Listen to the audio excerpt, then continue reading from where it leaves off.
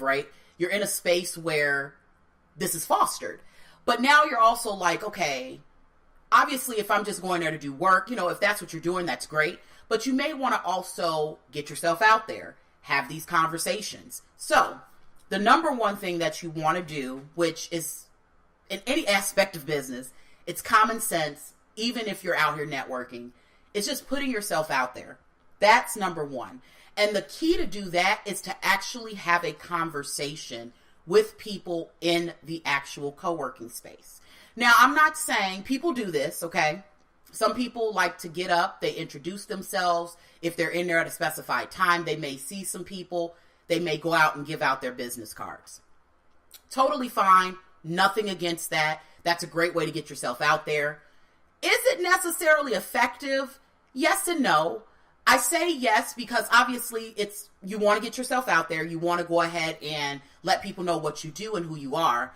But for me and just past experience, that's not necessarily the first thing that you want to do. One, you don't want to waste your time giving your material that you're paying for to someone that you may not necessarily be doing business with, or it may not be a good fit as partnership.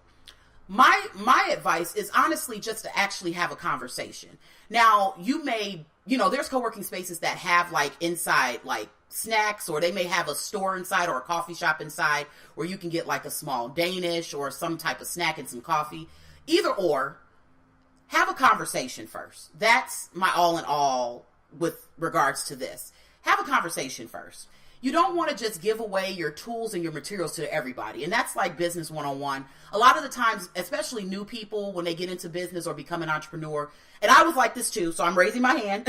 I'm not excluding myself out of this, but the first thing that they want to do is that they actually want to just give their material out and just give it out.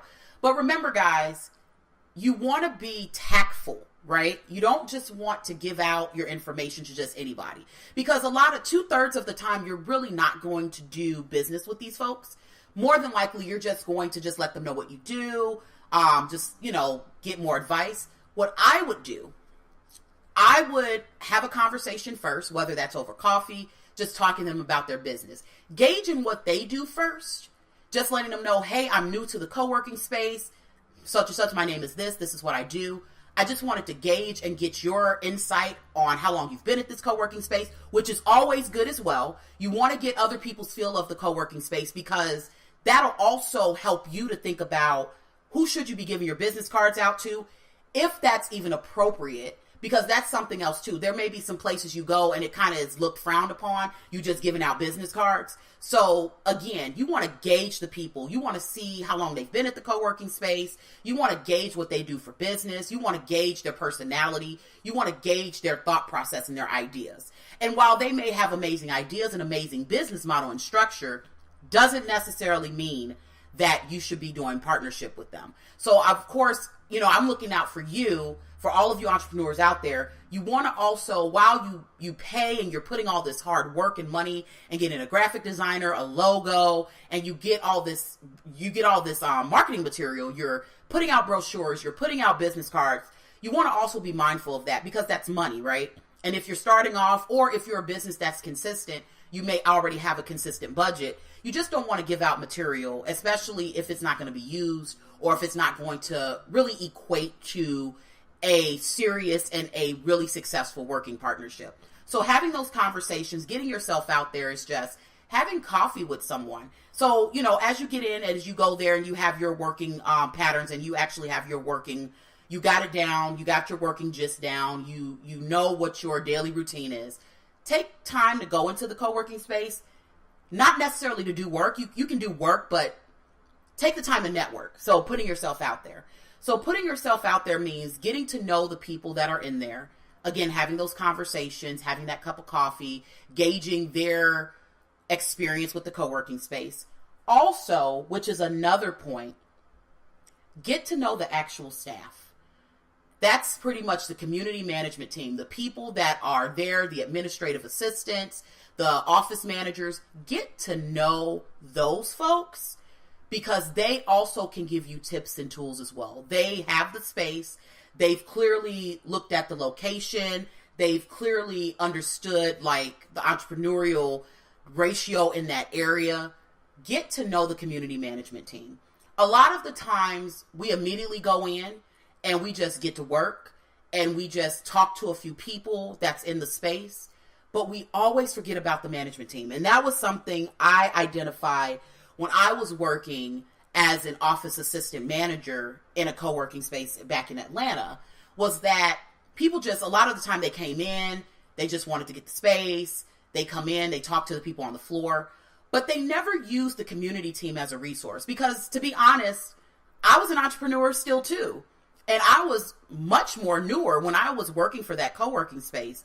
I was extremely new to entrepreneurship. And so I was excited and I was thrilled. So just as much as they were finding information, I was trying to find information. But a lot of the people that I worked with, so I had an office manager that I reported to. I had colleagues that I basically worked with to help sell some parking, because this particular co-working space had a connection with a parking lot, and I was helping to sell memberships too. And so all of us were entrepreneurs. At that time, I was more into event planning, so that was the perfect setting for me. There was someone else that did bachata lessons and did dancing and learning how to dance salsa and merengue. So they had their own business. But a lot of the time, people just come and they see us as employees of the actual co-working space, but they're not picking our brains. They're not networking with the community management team. And so that's extremely important. Not only that you're getting to know them, because preliminary, you're just asking for a membership. Someone's there to give you the tour of the space. You get the membership, you go on about your time. But these people work in the community a lot of the time. They are tied to the owner of the co-working space. The owner has shared nuggets and jewels with them of the actual space, the actual community. So, and these people work with these folks. So these are people that can also give you tools and tips aside from just the co-working space on how to really enhance and how to make your brand a lot more successful. And I just didn't find that. Like, people would never ask me until I actually started hosting the monthly networking events. And so we'll talk about that in a brief moment. But I actually had, this was a while ago, so forgive me guys if I'm kind of thinking about time, but this was a while ago, but there were like one or two entrepreneurs that actually came to me because they saw that I was helping with the hosting, the setting up, taking the tickets, checking memberships. They actually came to me once I got really established in this company, and they asked me about what I did aside from here, but they also asked me questions about the community. They asked me about the different businesses in the area, how big is entrepreneurship here, people that were new to Atlanta, and that was easier for me because they were newer to Atlanta, just simply because of the fact I was semi still new to Atlanta. So I was learning a lot of things, and that I was able to share. I believe one of them were from the Midwest. I don't think they were from Chicago, but nevertheless, I was able to just share my experiences being down there for the first time, and just being there and experiencing Atlanta, giving the do's and the don'ts, how to conduct business. As I was still learning, these were the questions that these folks were asking because they were new to Atlanta as well, and I was able to share some of my experience there. So I cannot stress enough, and I don't see this enough, where people are actually having conversations with the owners, if you're able to do that, because a lot of the times owners are actively involved, depending on the structure and the business setup of the co-working shared space. But I would really get in good and talk to the community management team, the people that are there, the people that are doing the administrative work. They may even introduce you to some folks. They see what you do. They see all the things that you're doing, your ambition, your drive. They see how you're being marketable.